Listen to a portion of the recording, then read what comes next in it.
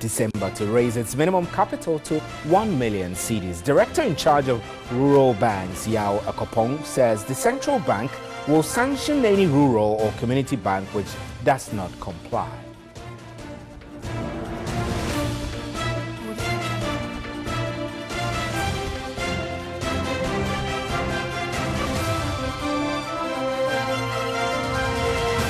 In sports, Ghana are through to the quarter-finals of the 2017 FIFA Under-17 World Cup after beating Niger earlier today in the round of 16 by 2-0. Eric Ayia and Richard Danso got the goals for Ghana. On the foreign front, a member of Kenya's Election Commission has resigned just a week before the presidential revote, adding another layer of political turmoil in the East African nation. Rosalind Akombe issued a statement from New York Wednesday saying the planned October 20 election.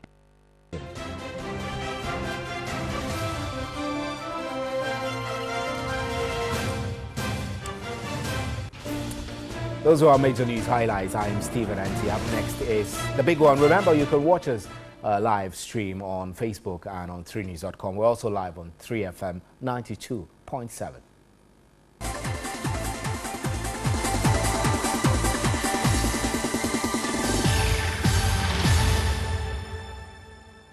Welcome back. Now, the Education Ministry says it would also provide desks for the school by Friday, October 20. Daniel Poku has the rest of the story.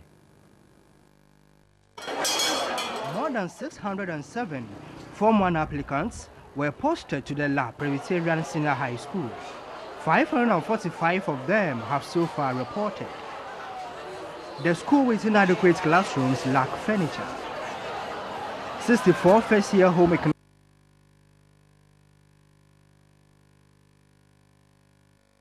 They constantly have body pains and cannot concentrate during lessons. And we can't even write properly. The teacher can do his or her best to teach us, but for you to write and concentrate is very difficult. If I sit, I can't get the relaxation of the chair. Even Krapo said, if I sit down, I have to do like this, or even if I have to rest, I have to do like this. I can't even concentrate on what the teacher is teaching. This structure as I sit on currently looks very scary and shaky. If you don't take care, there's a possibility of you falling. And even look at the structure that these students have to comply with some of these things, sit on this structure. Who knows exactly what will happen to you after probably your uniform is torn. And there are those who don't even have desks for them to put their books and write. These are the difficulties the first year, those who were part of the FSS policy are really suffering.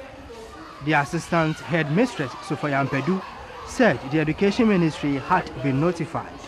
Our director has come in and they have promised us furniture that to come. They promised that by the end of this week, Friday, would have furniture for them. So we've always assured them that very soon everything will be okay. They shouldn't get so worried. Under the free SHS program, their students are to be provided with lunch. The food they are giving us is not fair. When you go to other schools, they give them fried rice with chicken, jollof rice, but we eat 2 days, two times in a week. The only food they've been bringing us is yam with light soup, kotomle, and beans. The beans crapo is like mirror. You see your face in the beans. On meals, she explained the caterer had been asked to change the menu. I think she would have to change it. That is what we told her, that she needs to change that food because they don't take it. They don't eat it at all. And it's waste of resources. We followed up to the Education Ministry. As we speak now, there are officials from the ministry who has gone out to some of the schools to see what the situation is on the ground, so that we will act as fast as we could to make sure things are in good condition and in order. We inquired why the students cannot be relocated. Where they are is very safe, and then the workers are here working day in and night, and then they make sure nothing drops on the kids. You know that construction sites, you don't allow people to go there. students are not supposed to be at the construction Definitely, where they are has been constructed already. The work is not currently being done at where they are. What is needed now is the chairs they will be using to learn. Meanwhile, the district assembly has also promised to provide 200 desks to the school. Right, so that was a story in relation to infrastructural challenges at the La Presby SHS Senior High School. Meanwhile, the General Secretary of the Ghana National Association of Teachers, David Ofori Champong, has been speaking to TV3 on what transpired since the interdiction of the headmaster of the La Presby Senior High School. He spoke with my colleague Alfred Kansey on News 360. Power to reinstate him is dependent on the management of the Ghana Education Service. Whether he will be reinstated or whatever, it's an issue that we have raised with the GES Council. Students sitting on makeshift chairs, I mean cement blocks, which endangers their own health, and all these complaints that have come in. Upon that voluntary appeal, he was interdicted. Meanwhile, the problem still persists. Could the GES have gone about it differently than seeing those people who brought up these concerns as saboteurs?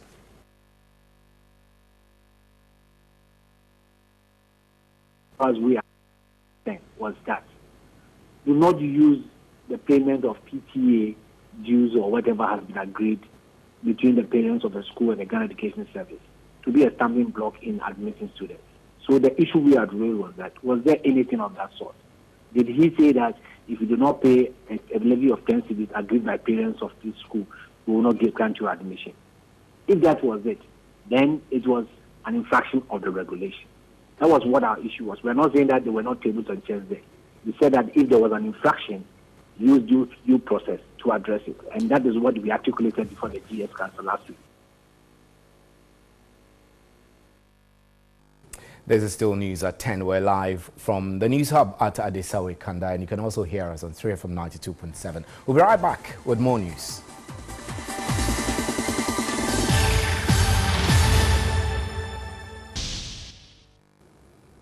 Welcome back. Now, residents at Ritz Junction near Medina in Accra are demanding the immediate relocation of a gas filling station following what they described as poor safety standards. The agitation over the siting of the Loans gas station is as a result of the 150 others. The residents recounted the Atomic Junction gas explosion and expressed concern over the location of the Loans gas filling station. They claimed more than 8 tankers offload gas daily at the station without safety precautions. There is only a wall between the gas and myself. This house, we cannot even light charcoal. When you are cooking in the kitchen and you don't shut the window, you see the fire going out. You cannot sit outside and enjoy normal bliss. No. We've done everything in our power to get these people out, but it seems like they are not going. The gas is poisonous. We are inhaling it. In the night, they won't allow us to sleep.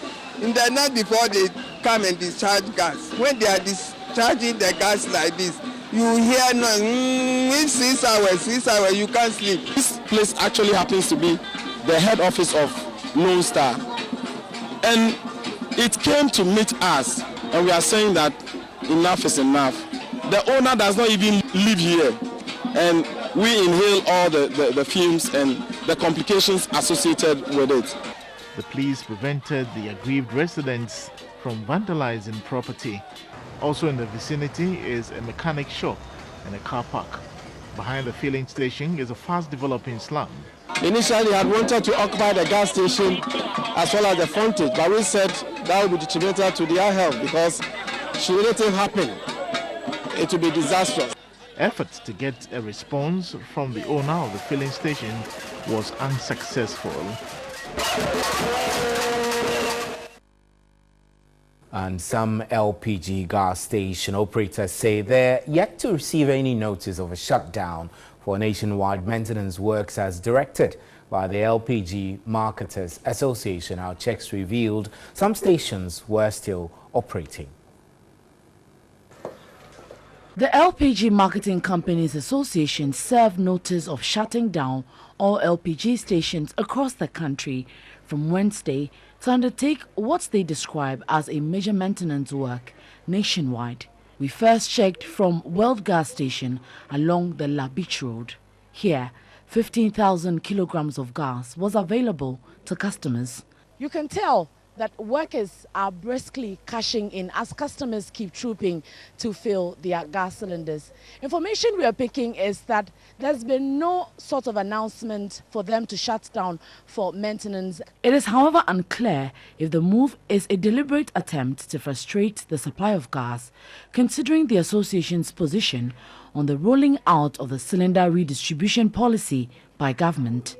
This is our fourth and final roving check for the day in terms of looking out for LPG filling stations who might have shut down following the notice set to be served by the LPG Marketing Companies Association. We went through Sim Oil where there was a total shutdown, reason being that they don't have gas or there's shortage. They're still awaiting delivery on their gas. Also, we visited the Goil LPG filling station where the authorities there were still cashing in, brisk business ongoing, more customers trooping in, and they are also yet to receive any directive from the association. Here are the Go Gas LPG filling station. The numbers seem to have increased. They might have heard the news outside that most of or all of the LPG gas filling stations will be shutting down for maintenance. The authorities who declined to speak on camera are telling me that the numbers have increased in terms of what they usually see on a normal day. In a telephone conversation with the public relations officer of the LPG Marketers Association, Bernard Oredu, he indicated notices will be served to those still operating. The message is now going down to those who were not at the emergency meeting yesterday. So I'm sure probably by close of day today, early morning tomorrow, all our members would have complied by the resolution of the association.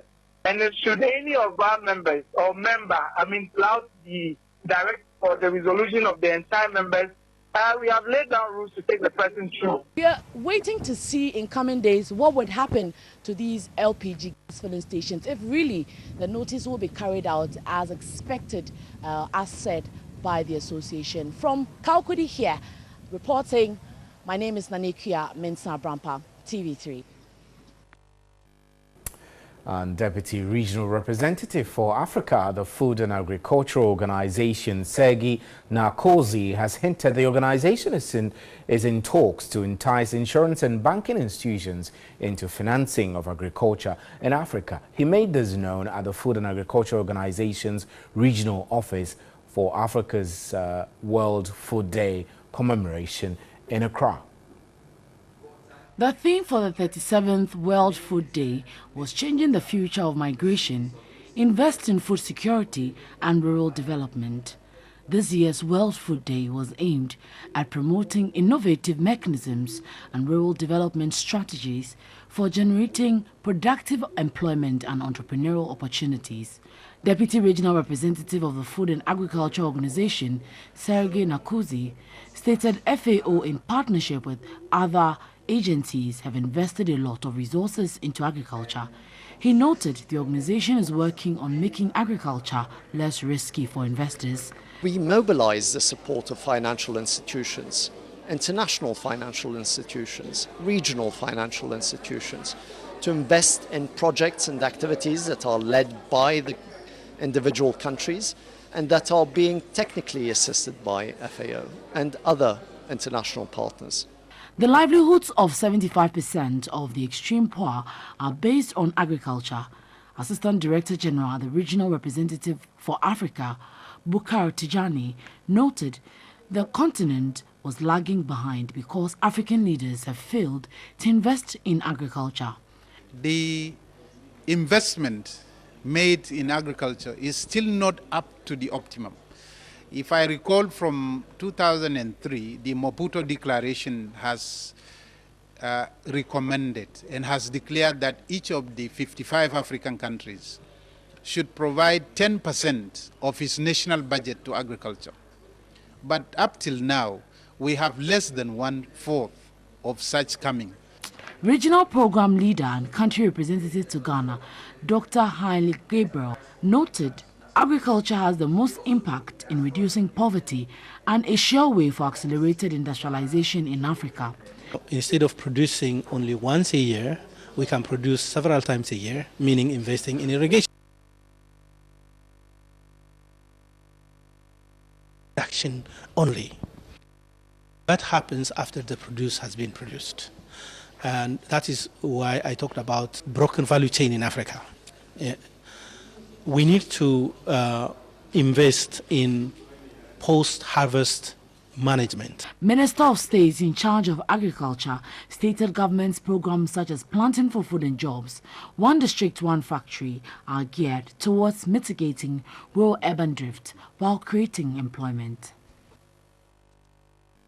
On the school feeding secretariat says it will make an additional payment for 16 days to caterers by next Friday. Head of Public Relations Siba Aifa spoke to our reporter Evelyn Tengma. Caterers on Tuesday gave the Gender and Social Protection Ministry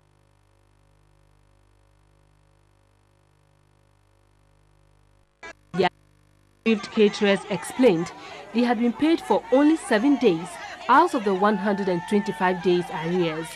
But Head of Public Relations of the school feeding program, Siba Alpha, assured the caterers of part payment next week, Friday. They are expecting money from government to be able to pay.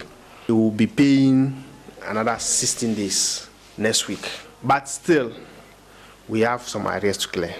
He added the Secretariat has so far paid the caterers 140 million cedis this year and urged them to exercise restraint as they work to paying them the rest of the money. We work on contract basis checks and they will pay them. This has not started today and it's not going to end today. So we are appealing to them to bear with us, to cooperate with us. We are working diligently, we are working frantically to ensure that we get the monies due them. The caterers complained about 8,000 of them have been laid off, but the PRO will not comment on why they had been laid off.